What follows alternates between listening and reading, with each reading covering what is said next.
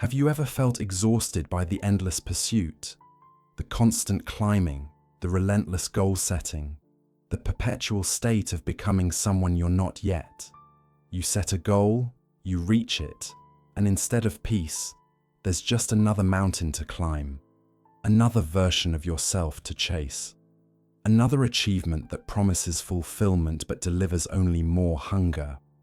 What if I told you that this entire framework, this obsession with goals and future achievements, is precisely what's stealing your life from you right now? What if the freedom you're chasing through goals can only be found by letting them go?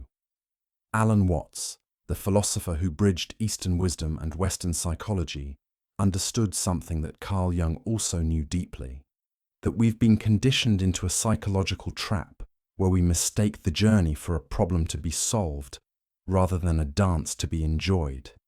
Watts said, "The meaning of life is just to be alive. It is so plain and so obvious and so simple. And yet, everybody rushes around in a great panic as if it were necessary to achieve something beyond themselves. Your entire life, you've been told that happiness lives in the future. Graduate first, then you'll be happy. Get the job, then you'll be fulfilled. Find the relationship, buy the house, hit the milestone, and then, finally, you'll be enough." But it never comes, does it? Because the goal is not the point. The goal is the distraction from the fact that you're already here, already alive, already whole. Today, we're going to dismantle something fundamental. We're going to explore why the freedom you seek cannot be found in achieving more, but only in understanding what Alan Watts called the wisdom of insecurity. And by the end of this, you won't just think differently about goals. You'll see your entire existence through new eyes. We live in what Watts called a culture of postponement. From the moment you're born, you're taught that life is preparation for life. Childhood is preparation for adolescence. School is preparation for career. Work is preparation for retirement. And retirement, preparation for death. At what point, Watts asked, do you actually live? Carl Jung understood this through individuation, the process of becoming your true self. But here's what most people miss. Individuation is not a goal to be achieved. It's the process itself. The moment you think, once I'm individuated, then I'll be free, you've already missed it. Life is not a problem to be solved. It's a reality to be experienced. When you treat your existence as a project, with goals and milestones and metrics of success, you turn yourself into an object. You become a thing to be improved, rather than a being to be lived. Imagine you're listening to music. Would you say the purpose is to reach the end? That the point of a symphony is to get to the final note as quickly as possible? Of course not. Yet this is exactly how we treat life.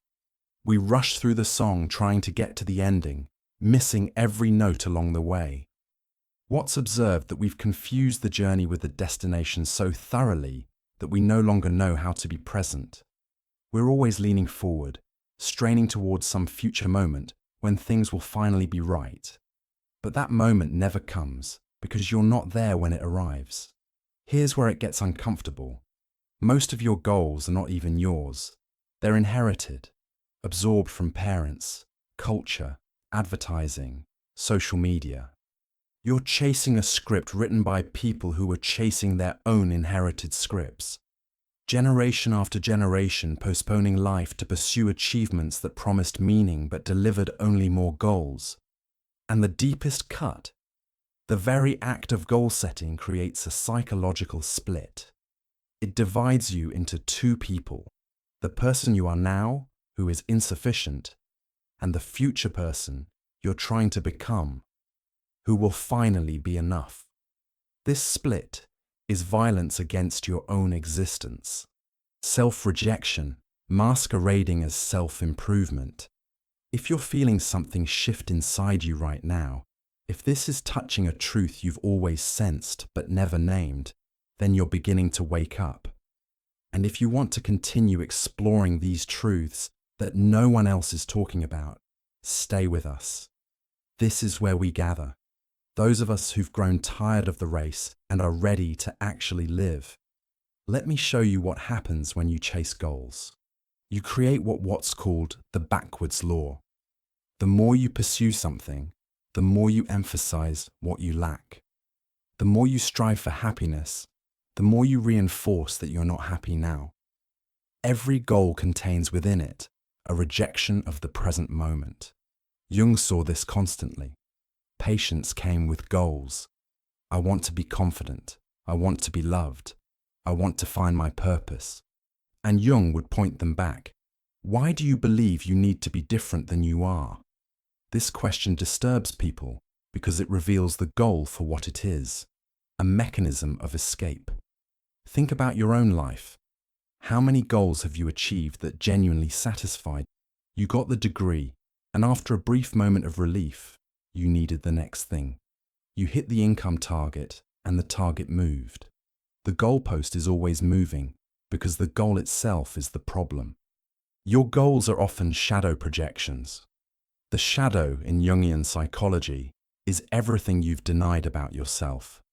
When you set a goal to be more confident, you're often running from the shadow belief that you're fundamentally inadequate. The goal looks like progress, but it's actually avoidance.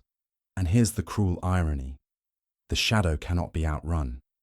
You can achieve every goal on your list and still feel that gnawing emptiness because you never turned around and faced what you were running from.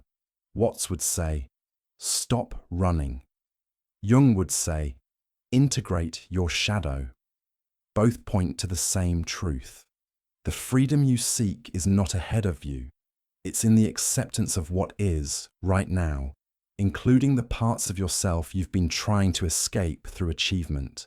When you stop trying to be different, you discover freedom. Not the freedom of achievement, but the freedom of being. And from that place, action arises naturally, not from should or must, but from genuine response to life as it unfolds. Write this down, not for me, but for yourself. Say it out loud. I am enough as I am, right now. If those words create resistance in you, sit with that resistance. That resistance is your persona and shadow speaking, defending the goal structure that keeps you imprisoned. Now let me reveal something that Alan Watts understood about time that changes everything. He said, "The only thing that ultimately matters is the eternal present. Yet goals, by their nature, pull your consciousness out of the present and project it into an imaginary future. Every moment you spend living for tomorrow is a moment stolen from today. And today is all you have. Tomorrow never comes, because when it arrives, it's called today. You're trading your actual life for a fantasy life that exists only in your mind." Jung observed this in what he called the provisional life. People always preparing for some future moment when real life will begin. They tolerate jobs they hate because someday they'll have the career they want. They postpone joy, postpone presence, postpone being alive. But time passes, years accumulate, and one day you wake up realizing you spent your entire life preparing for a life you never actually lived. This is not an argument for passivity.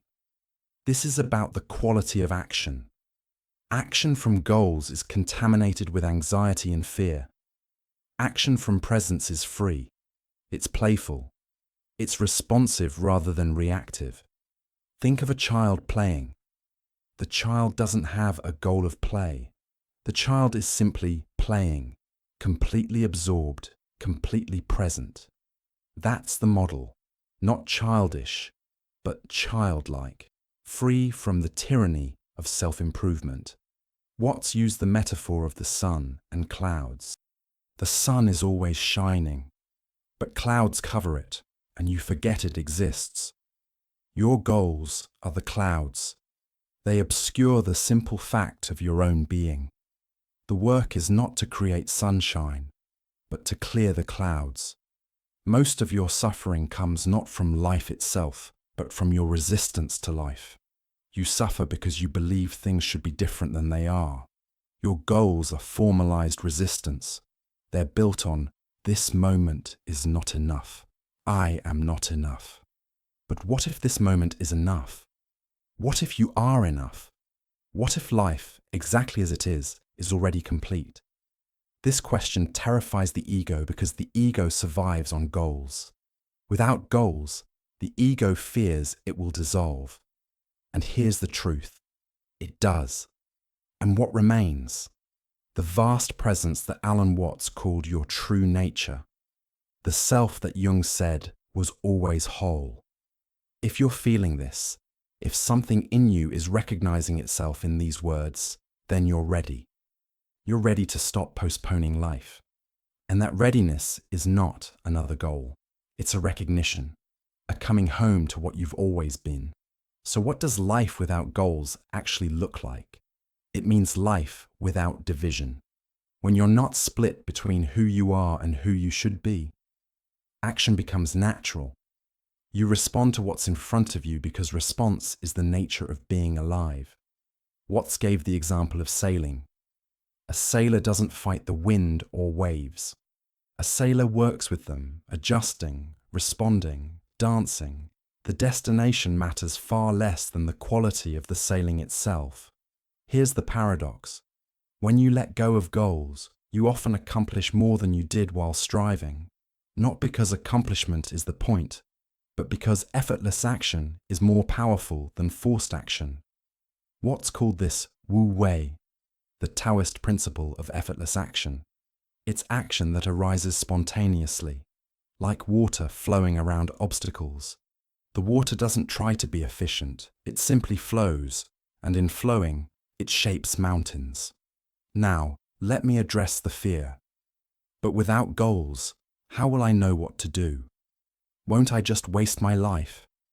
These questions come from the ego, from the part trained to believe you need external structures to be a real person. Ask yourself honestly, have your goals made you more alive or more anxious? Have they brought peace or perpetual inadequacy? Jung observed that neurosis often comes from living an unlived life, not from failing to achieve goals, but from betraying your own nature in pursuit of goals that were never authentically yours. The successful person who's miserable. Maybe you are one of them. The freedom Watts points to is the freedom to live your actual life, not the fantasy promised by goals. And your actual life is happening now. This breath, this moment, can you be present for it? Can you simply notice that you're alive? That's the practice.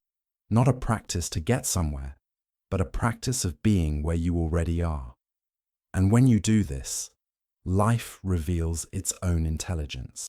Opportunities arise, not because you planned them, but because you're available to them. Synchronicities multiply. Jung's meaningful coincidences happen constantly when you're aligned with yourself. You start to trust something deeper than your ego's plans. The recognition that you don't have to force your life into being. Your life is already being. You just have to stop obstructing it. This is the ultimate freedom, not the freedom to achieve whatever you want. True freedom is the freedom from the need to be different than you are, the freedom to exist without justification. If you recognize yourself in this, if something in you is saying, yes, I'm tired of the chase, then share that recognition. Write it in the comments. I'm choosing presence over goals, not as a new goal, but as acknowledgement of what's already true. Let me take you to the deepest level. You are not a thing that exists. You are existence itself, temporarily taking the form of what you call you. This is literal truth that your culture has trained you to forget. Watts explained it like this. You didn't come into this world. You came out of it, like a wave comes out of the ocean. You are a human wave in the ocean of existence. But the ego tells you that you're separate, that you must achieve to justify your existence. This is the root delusion, and every goal reinforces it. Your heart doesn't have a goal to beat. Your lungs don't set goals to breathe. These functions happen intelligently, perfectly, without your ego's involvement. What if the same intelligence breathing you right now could live your entire life if you just stopped interfering? This is profound trust.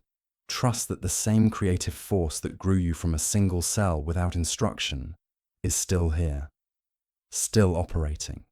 But you override it with goals. And in that forcing, you create suffering.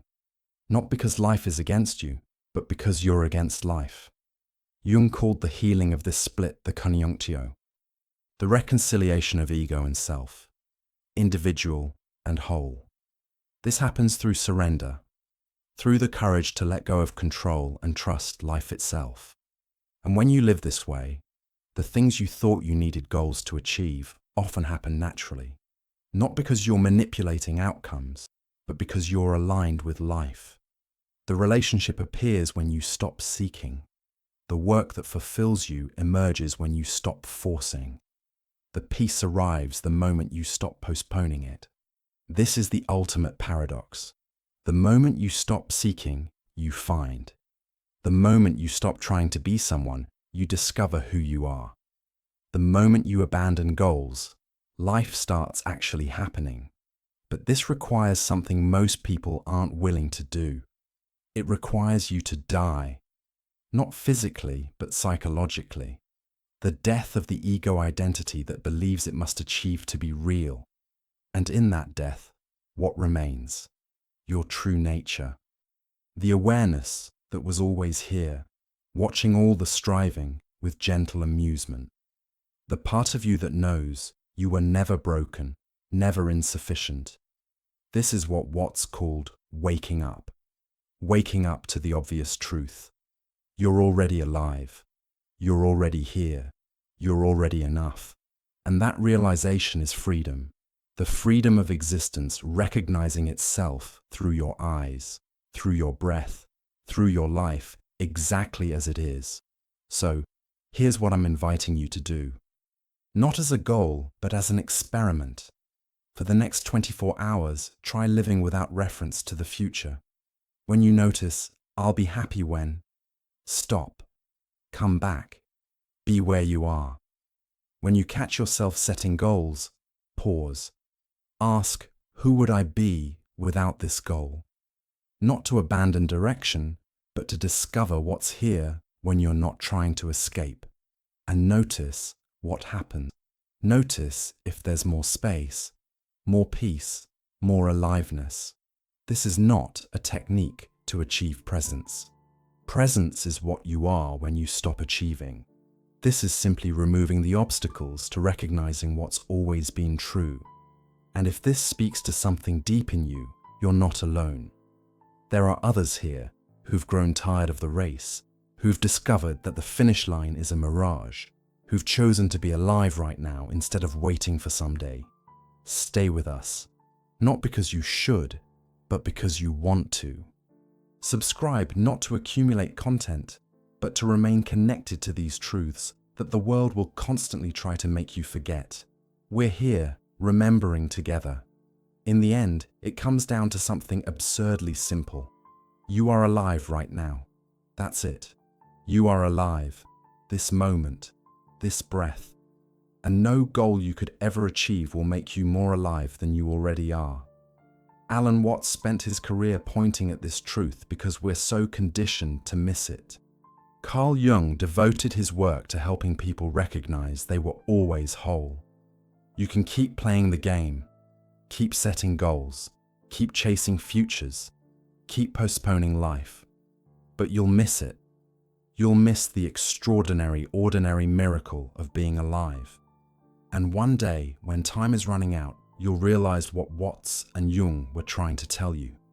That every moment you postponed was lost forever. That all the goals meant nothing compared to the presence you sacrificed. But it doesn't have to be that way. You can wake up right now. Not to some enlightened state, but to this moment, this breath, You can let go of the exhausting project of becoming and simply be. The goals will still be there if you want them,